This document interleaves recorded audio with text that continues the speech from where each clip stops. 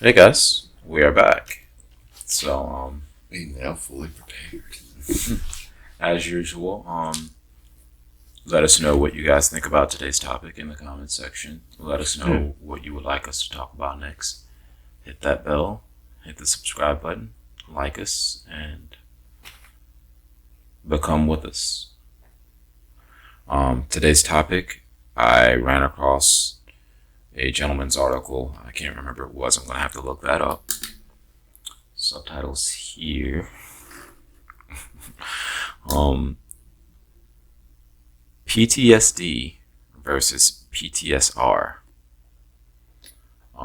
For those of you who don't know, post traumatic stress disorder. Just replace the disorder at the end with response or reflex. Um, I'm going to go ahead and get into my opinionated version of what I think this means. And for those of you who may suffer or have been diagnosed with PTSD, I mean you no ill will or form. I don't mean to diminish who you are or what you're experiencing or what you're going through or your journey. We're all in different places in the journey. And, you know, this conversation is about becoming whoever I'm going to be along my journey and whoever you're going to be along yours, should you choose to participate in this conversation with us. So, my point, when using the term disorder, the diagnosis in itself, in the terms of this conversation and the parameters of this conversation, limit and stunt the patient's ability to actually get truly better. So, especially, let me quote, the way that the terms and disorders are given and diagnosed to people as of late within like the past 10 to 15 years. Most people who have been giving terms of disorder, when they hear it, they hear that they've been labeled disorder. They accept this is disorder as they are, and that all treatments are just treatments treating it, not necessarily to get it better, not necessarily to heal them and to work towards a recovery of said trauma.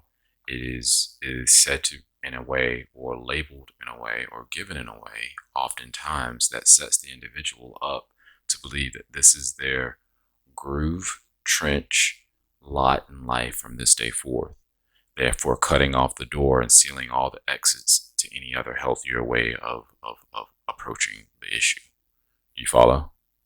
And that comes from, And all that comes from labeling it as a disorder versus yes, as a response as a response. or a reflex. And if you say response or reflex, it gives the individual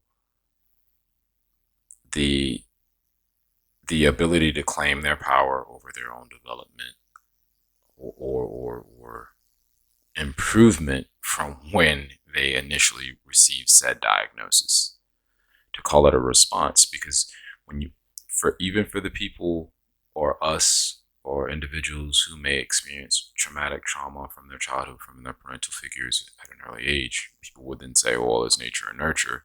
And some of those statements to say that the disorders that come from there, those are ingrained and can't be fixed, but we know that to be false. The research subtitle or something here shows that people can get better from these things. People can treat them with meditation, with change in diet, with exercise, with yada yada yada. So by seeing someone, so instead of just treating their diagnosis as this is what I am from point A to point B, treating it like I am recovering from point A, point B, from diagnosis A, diagnosis B, treating it like a response to that. And now it gives and empowers the individual just by changing the verbiage. It gives them the ability and the choice, and it empowers them to actually come at it from a evolving, changing place rather than a stuck place. Your response? Don't really have anything per se to really rebut any of that. The argument makes sense, but I would also say that I don't know. Don't really have a horse in that fight, or a dog in that fight, or a horse in that race. I follow you. Yeah, I've known a few friends who've had it, who've. And I'm not just referring to post traumatic stress disorder from veterans of war. We're talking. This is anything. Yes. Like I had an ex who she couldn't deal with certain things because of one of her exes or some experience she'd had with some other guy. Just if they said or did something in a certain way, like she couldn't be around me if I did something even slightly like hinting at like that kind of behavior. Wow. Like,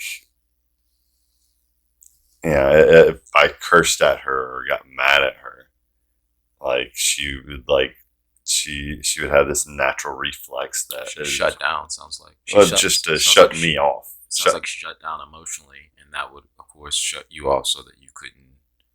Well, I just couldn't be like she didn't want to be around me if I like got mad and I cussed at her. I'm like, I get it. Like if you've gone through something particularly bad like that, like I have one friend where I can't say this one word around her, even if it's not something that she, I'm not directing it at her or directing it at anyone. I'm just saying the word.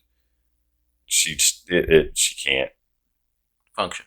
Because someone would call her that word a lot, apparently. So I'm like, okay, it's not like she shut down, but she just hated to hear that word. Gotcha. So, like, I would say that this still fits in that realm. I mean, I guess I get the call, like, not want to call it a disorder, but at the same time, does it really change anything to label it another word? Well, it's kind of like STD versus STI. Like, I get that there's a difference between disease and an infection, but I mean, is there really that big of a difference where you have to label it something else? I don't know.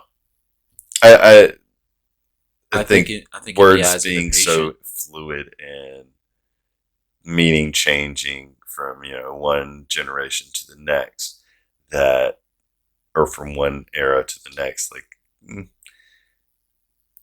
I don't really see a whole lot of reasoning behind changing the phrasing of it. But if it helps a patient to think of it better as a response or a reaction or reflex versus as a disorder, then good for them. Like if it makes that much of a difference, then cool, whatever. I don't care enough to really like you do you get healthy. That's the big important thing. Not what we call it. True. Now, in the end, I would say changing the medical verbiage, if it did play a mental part of 10 to 15%, 2%, or 1% on all patients, victims, and sufferers of any disorder from this day forward, then I think that in itself is worth it. But that's my personal opinion on that. Now, saying that, I guess,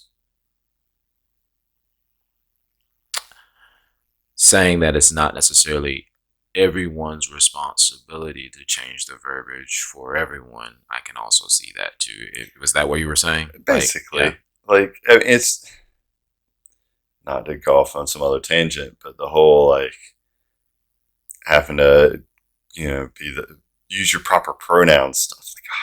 Like, I get it. You want to feel special and like you matter, and but in the long term, if you call me she, I'm not insulted. I'm not gonna check your privilege. It's interesting that this is where you went, because if you think about the place where even the phrase of disorders come from, the phrasing of disorders comes from wanting to give people who have disorders not necessarily a voice, but like, hey, look, we who would call ourselves the norm or the majority or the average of the population have all these functioning steps and whatever in society for us. What about a person who has a disability or a disorder who can't? maybe we should, because they are a sizable enough of our population that we should at least consider them, So even changing the verbiage to disorder to include folks that have disorders was a part. Now it's like, is it too much to go ahead and help some of them out and go just a little bit further and say, hey, look, while you're at it, if you think of it this way, and not that you're just a broken misfit toy, think of yourself as a toy who's becoming, and you can begin to work on your ADD. You can begin to work on your body shaming trauma. You can begin to work on your PTSD of whatever sort, rather than saying, okay, this is always the response I'm going to have. If the doctor or the physician that is even giving you said disorder is aware that if he describes it to you differently, that's going to affect the way you heal. Like, I think that's powerful. Hey, just so you know, this is a common response of people who go through these things. This is a common disorder. Disorder kind of leaves it where it sits. But when you say disorder, and go get these treatments for a person like you. But when you say response, it says that commonly these are the responses, and there's nothing wrong with those. But you can move beyond those if you try. You get what I'm saying? Yeah. Anyway, let us know what you think in the comments section. Hit that bell, hit the subscribe button. Let us know what you want to talk about next. Let us know your, not PTSD. No, don't let us know your disorders, but let us know how you view this topic. You don't need to let us know all your dirty laundry and what's going on with you. Blah, blah, blah, blah. Yeah, I don't want to see anybody's dirty laundry. But let us know what you think about the terminology. Disorder versus response. Post-traumatic disorder versus post-traumatic response. Have a good one. Get her, that's what my mind told me. Now there's much less distance between us, but I need you more than ever, and that's just how I feel. You look so good, walking in your special way. I got to keep it, hold it together, because even though you belong to me, I know I can show you that I love you better. Oh, ain't it funny now how love makes you feel like a will? How love makes you feel like a will? How love can make you big and tall? Then love makes you want to crawl. And now baby I'm crawling. Say baby I'm crawling, crawling, crawling, crawling, crawling, crawling, crawling for you. Baby I'm crawling. Baby I'm crawling, crawling for you.